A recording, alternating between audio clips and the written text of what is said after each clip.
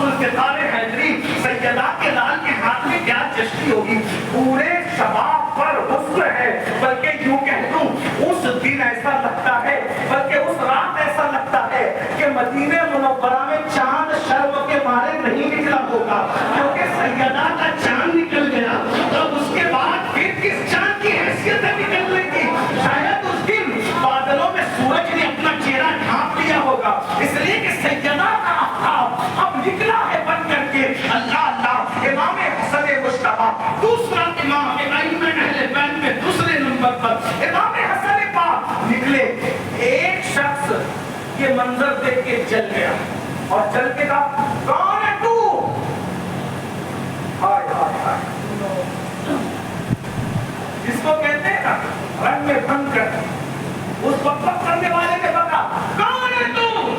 حالانکہ ان کو کون نہیں جانتا تھا. میرے امام نے کہا میں حسن ہوں. کون حسن؟ علی کا بیٹا حسن. ہاں وہی علی جو فتنے پیدا کرتا تھا امت میں, اور گالی دی مولا علی. استغفراللہ معاذاللہ. لیکن 500 جو مریدین چاہنے والے غلام پیچھے تھے, تلواریں نکال دی, اس کتے کو قتل کر. امام نے فرمایا دی بات مجھ سے کر رہے, تم کیوں ناراض ہو؟ میرے بھائیوں, 4 اگر کسی کے مرید دنیا میں ہو جائے اس کو کوئی آنکھ اٹھا کے دیکھ نہیں, لیکن یہ علم حسن بڑوں کی بڑی بات, اتنی بری گالی دی.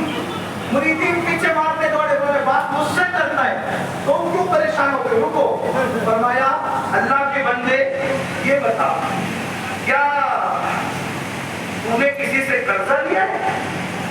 اب قرضے والا تیرے گھر پہ چلا کے گیا ہے اور اس کا غصہ تو اس پہ نہیں اتار سکا, تو میرے ابو پہ غصہ اتارتا ہے.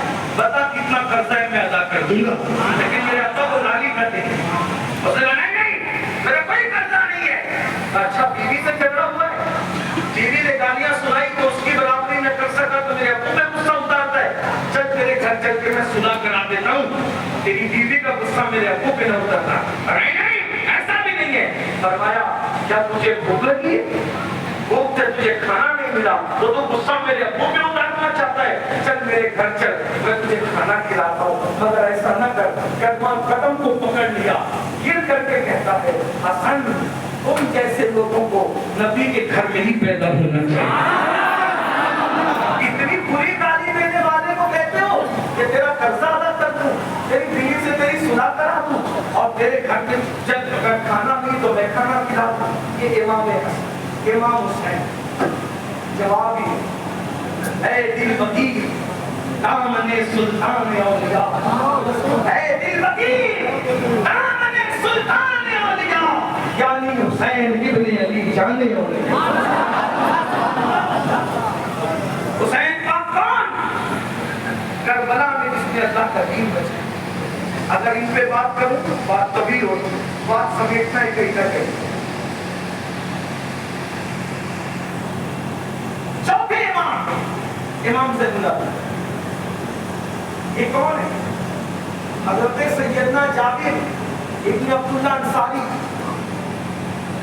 بیان کرتے ہیں, جس کو علامہ ابن حجر مکی مفتی اعظم مکہ تحریر کرتے ہیں کہ ایک مرتبہ, اب سنیے کون امام زین اللہ.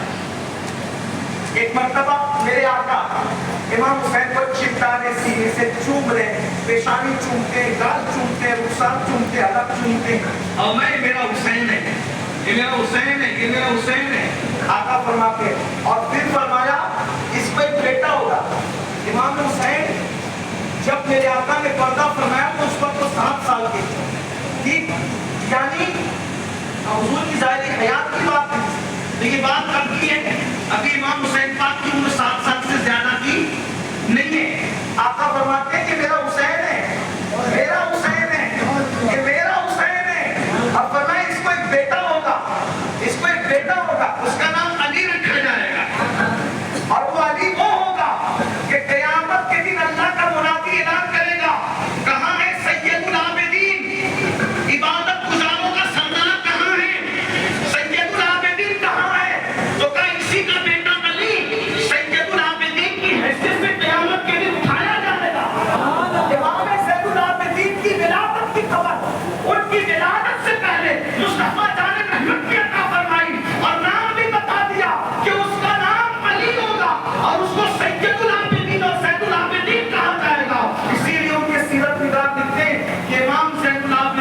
24 گھنٹے میں 1000 رکعت نفل ادا فرمایا کرتے اور کردار یہ تھا اللہ اکبر کردار یہ تھا امام زین العابدین پاک کا کردار یہ مدینہ منورہ کے سارے غریبوں کی فہرست آپ کے پاس موجود مدینہ طیبہ کے غریبوں کی فہرست آپ کے پاس موجود تھی اور آپ رات کی تاریکی میں دن میں لوگوں کو پھیلا دیتے جس کو کیا ضرورت ہے اور رات کی تاریکی میں ان کے گھر لے جا کر وہ ضرورت کی چیزیں ان کو پہنچایا کرتے مدینہ شریف کے غریب حیران رہتے کہ آخر کون ہے ہمارا غمگسار جو اتنا مرسلات طریقے سے ہمارا سامان ہماری چکر پہ رکھ کے جاتا ہے پتہ نہ چلا جس وقت امام زین العابدین کو زہر دیا گیا عبد الملک بن مروان یہ وہ بدبخت ہے جس نے امام زین العابدین کو زہر دلوایا اللہ اکبر زہر دلایا گیا اللہ اللہ اور اس کے بعد جب آپ کی شہادت ہوئی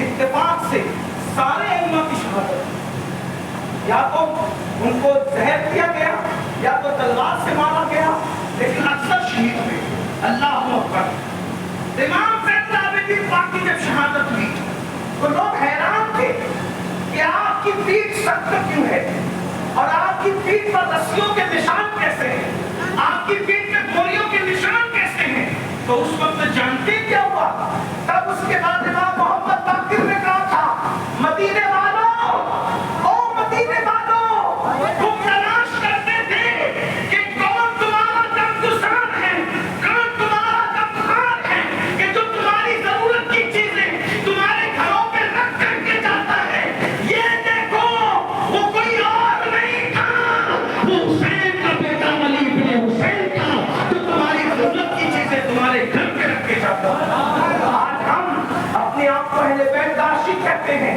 اور ہمارا بھائی بھوکا مرتا ہے ابھی رمضان شریف گزرا رمضان المبارک کے اندر ہم نے کس کی کیا مدد کی ہر آدمی اپنا گھر بھرنا چاہتا ہے ہر آدمی اپنے گھر کا فریج بننا چاہتا ہے ہر آدمی اپنے دسترخوان کو بڑا کرنا چاہتا ہے مسلمانوں اہل بیت سے سچی محبت ہے یہ تو وہ لوگ ہیں رہ کے فاقے میں غریبوں کو کھلانے والے ایسے ہوتے ہیں محمد کے گھرانے والے ہمارا حال تو یہ ہے بہنیں پریشان ہے بھائی پریشان ہے رشتے دار پریشان ہے بھتیجے پریشان ہے پاس پڑوس پریشان ہے لیکن ہم کسی کی مدد کے لیے تیار نہیں ہوتے یاد رکھنا یہ یزیدی سوچ ہے کہ پوری جہنم کی آگ پیٹ میں بھرتے رہو یاد رکھیے اہل البیت کی شان یہ ہے خود بھوکے رہے دوسروں کو کھلاؤ پھر اسی حدیث میں ہے میرے آقا علیہ السلام ارشاد فرماتے ہیں پھر اس علی کو اب توجہ کرنا بات اب یہ ختم کر رہا ہوں کہیں نہ دیکھو ختم کرنی ہے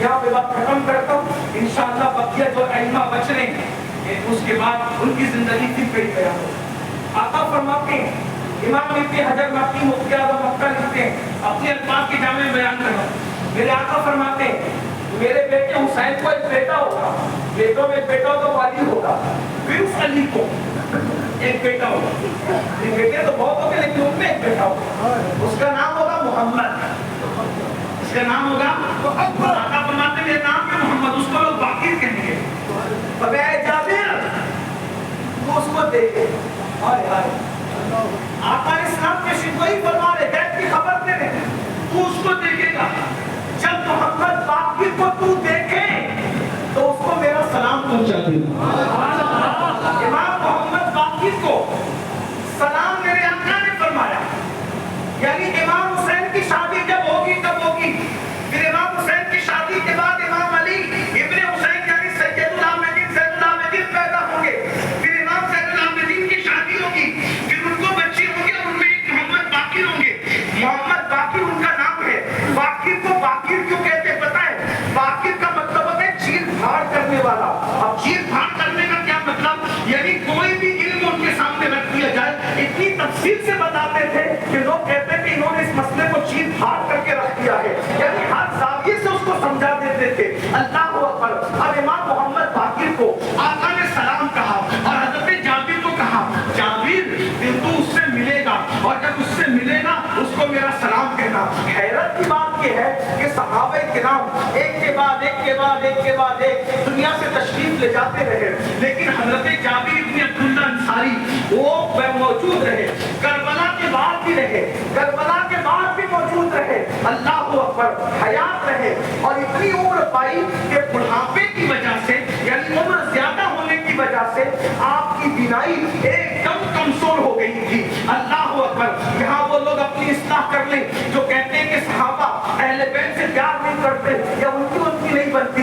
ذرا دیکھو صحابہ اہل بیت سے کیسے پیار کرتے تھے. اور یاد رکھنا اسی لیے عصمت صحابہ بھی دل میں ہو, عصمت اہل بیت بھی دل میں ہو. اپنے بچوں کو بتاؤ اہل سنت کا ہے بیڑا پار, اصحاب حضور نجم ہے اور نام ہے, اطرت رسول اللہ کی. اللہ اکبر. حضرت سیدنا جابر حیات کے, آنکھیں کمزور ہو چکی ہے, بڑھاپا ہے, گھر سے باہر نکلنا دشوار ہے. اللہ اکبر. اب گھر میں ہی رہتے ہیں, لوگ آتے ہیں تعلیم حاصل کرنے کے لیے, شاگردوں کو گھر ہی سے پڑھاتے ہیں, گھر سے باہر نکلنا مشکل ہے. ایسے میں امام محمد باقر ایک مرتبہ حضرت جابر کے محلے میں کسی مریض کی عیادت کے لیے گئے. جب مریض کی عیادت کے لیے گئے تو کسی نے امام محمد باقر سے پوچھا, اے باقر دیکھو اس محلے کے اندر تمہارے نانا کے صحابی حضرت سیدنا جابر ابن عبداللہ انصاری رہتے ہیں, کیا تم ان سے ملنا پسند کرو گے؟ اس وقت امام محمد باقر کی عمر کتنی تھی؟ 7 یا 8 سال کی عمر تھی. کتنی عمر تھی؟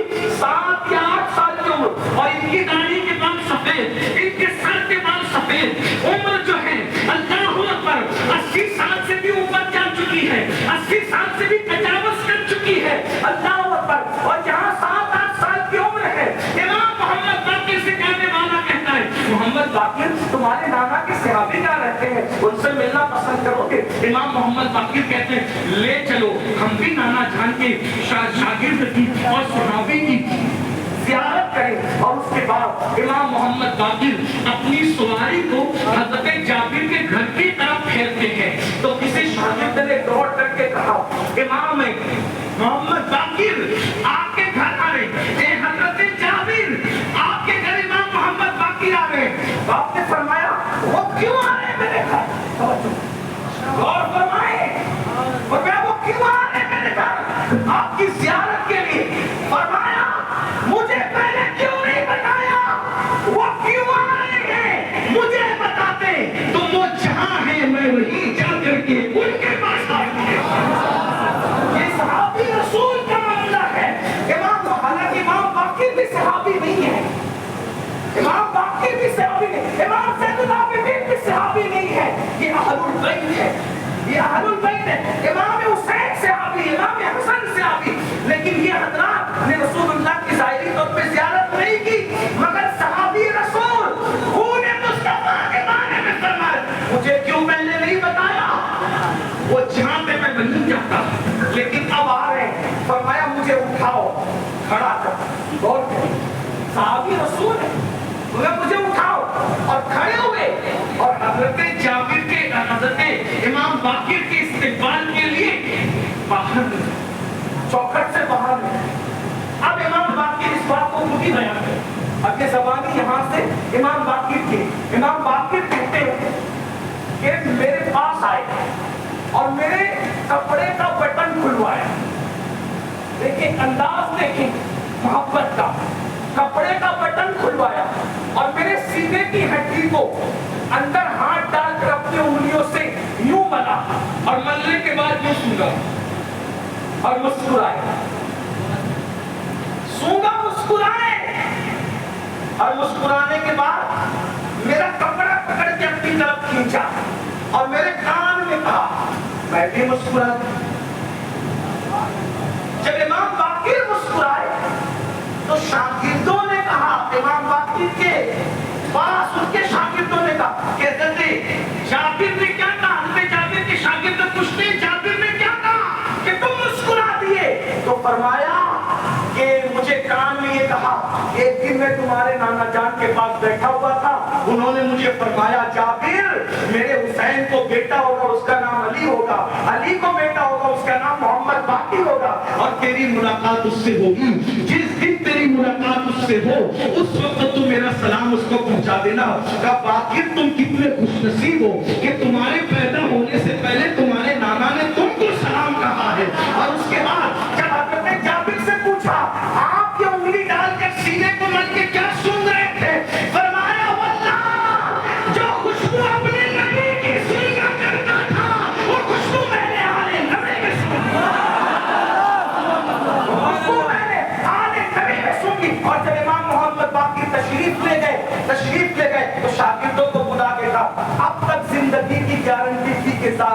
زندہ رہے گا.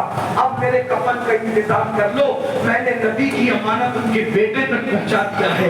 اب زندگی کا کوئی بھروسہ نہیں ہے, اب میں اس دنیا سے پوچھ کر جاؤں گا, اس دنیا سے چلا جاؤں گا. یہ تھے ائمہ اہل بیت سے محبت کرنے والے اصحاب, اور یہ شان ائمہ اہل بیت کی تھی. اللہ اکبر, بقیہ ائمہ کرام کی اعلیٰ اعلیٰ شان ہے. میری گزارش ہے, اپنے بچوں کو صحابہ کی عظمت بھی بتاؤ, اہل بیت کا مقام اور مرتبہ بھی بتاؤ, اور ان کو وہ عقائد بتاؤ جو عقائد ہمارے محبوب الہی نے دیا, غریب نواز نے دیا, مخدوم اشرف جہاں سمنانی نے دیا, شیخ زکریا ملتانی نے دیا, ہمارے اکابرین نے دیا. اس لیے کہ اکابرین کے دامن سے وابستہ رہو گے تو نجات پاؤ گے. اور یاد رکھنا, اگر نئے نئے نابالغ محققین جو انٹرنیٹ پر بیٹھ کر فتنے چھوڑ رہے ہیں, اگر آپ نے ان کی باتوں پر یقین کیا تو آپ کہیں کے نہ رہیں گے. اس لیے برکت اکابرین کے دامن سے وابستہ ہونے میں ہے, اور ہم کسی کو نہیں جانتے. بتاؤ کیا محبوب الہی جیسی باریک نظر ہو سکتی ہے آج کے کسی انسان کی؟ غریب نواز جیسی باریک نظر ہو سکتی ہے کسی انسان کی؟ اس لیے ہمیں چاہیے کہ ہم اپنے اکابرین سے وابستہ رہیں. تیرے غلاموں کا نقش قدم ہے راہ خدا, اور وہ کیا پہنچ سکے جو یہ سراغ لے کے چلے. جو لوگ کہتے ہیں کہ خانقاہیں جو ہے اللہ اکبر کیا موقف رکھتی ہے, تو محبوب الہی کی اس خانقاہ میں کھڑے ہو کر کے بتا رہا ہوں, جو محبوب الہی کا موقف تھا وہی محبوب الہی کے سجادگان کا موقف ہے. اور الحمدللہ یہ فرید نظامی صاحب ماشاءاللہ, ان کے والد بزرگوار, ان کے دادا پیر ضامن علی صاحب, اور اللہ اکبر یہ سب لوگ اللہ اللہ, ان کے والد, ان کے دادا پیر سید ضامن علی بخاری رحمت اللہ علیہ, یہ تو پیر مہر علی شاہ صاحب رحمت اللہ علیہ کے دامن سے وابستہ تھے الحمدللہ. اور پیر مہر علی شاہ صاحب اپنے زمانے میں اہل سنت کے امام گزرے ہیں, اور جنہوں نے ہر باطل نظریات کا خلاف کیا ہے. تو الحمدللہ یہ خانقاہ محبوب الہی کی ان کے جو سچے جانشین یہ ہیں کہ ابھی بھی صحابہ اور اہل بیت کی محبت کے علمبردار بن کر کے کھڑے ہیں, اور ہمیں اپنے بزرگوں کے نقش قدم پر, وہی تیرے غلاموں کا نقش قدم ہے راہ خدا, وہ کیا